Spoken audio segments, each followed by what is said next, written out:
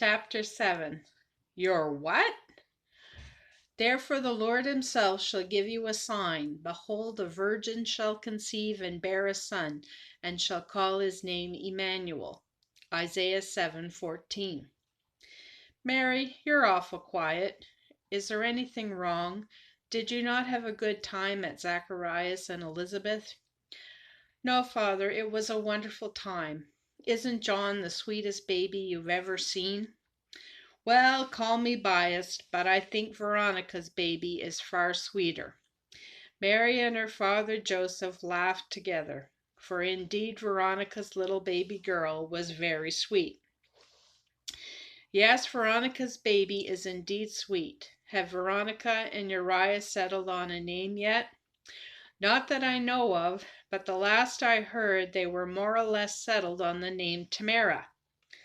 Well, I hope they do keep that name, as Tamara means perfect, and she certainly is perfect. I can't wait to see her again in the crib Joseph made for her. At the mention of Joseph, Mary broke down into tears.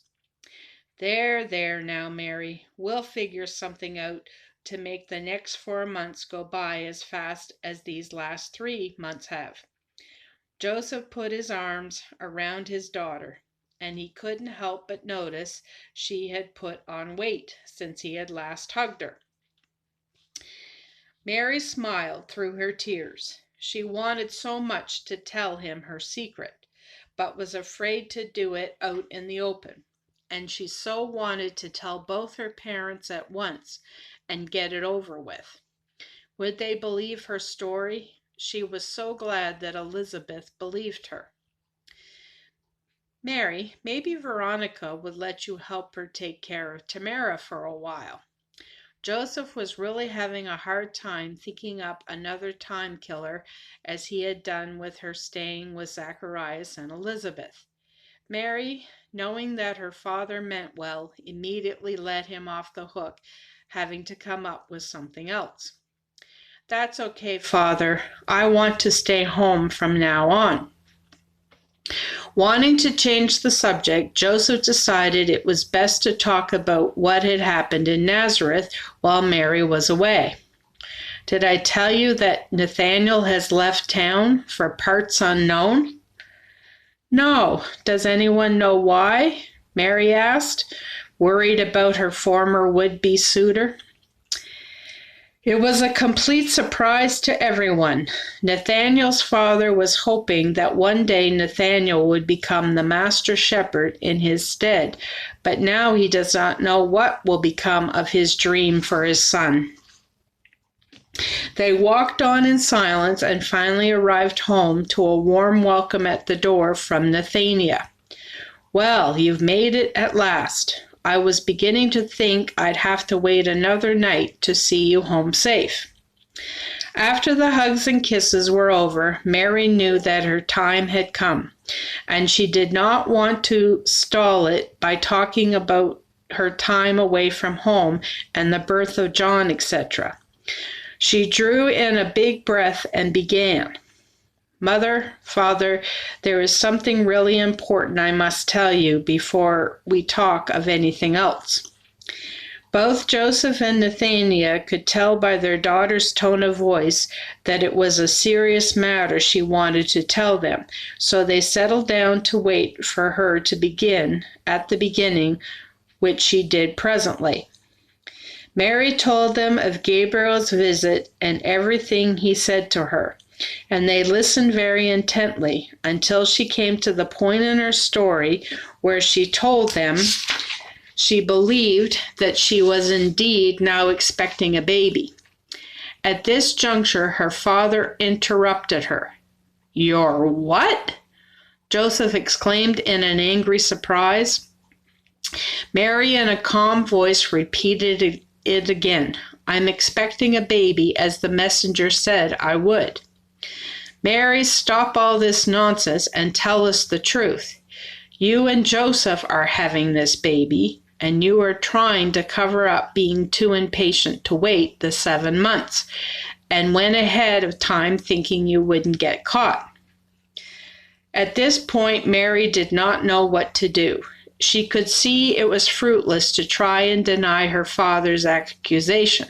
And if he did not believe her now, was she ever going to convince Joseph of the truth? Would she lose Joseph's love? What was going to happen to her if Joseph refused to marry her now?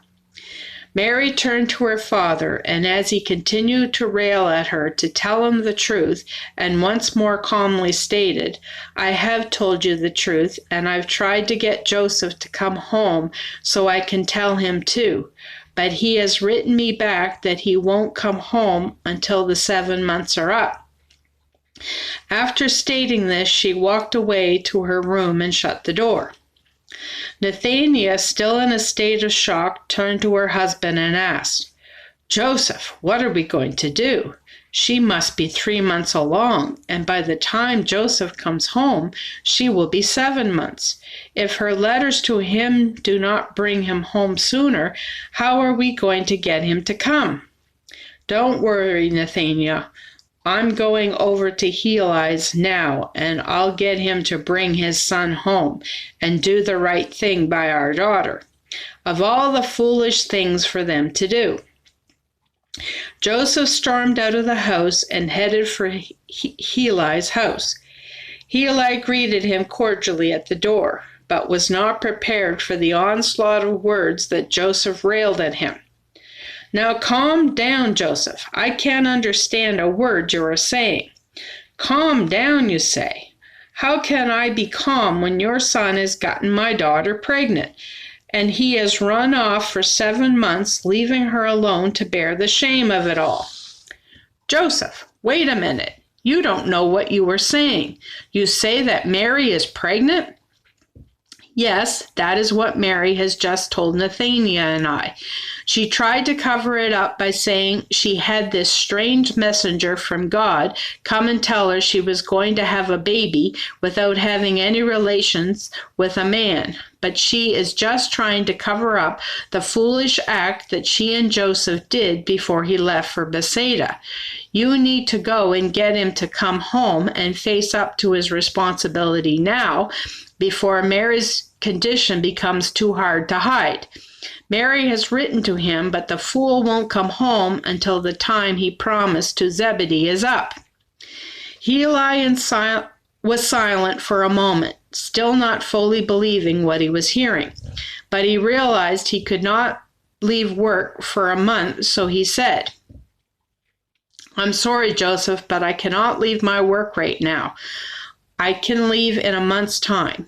Eli knew he had to bring his son home, but for a very different reason than Joseph was thinking. However, there would be no time to divulge that reason, so he continued and said, "I will depart in a month's time for Bethsaida. Of course, we need to get this settled." Joseph had no choice but to accept Heli's offer, but he left for home contented he had done the right thing.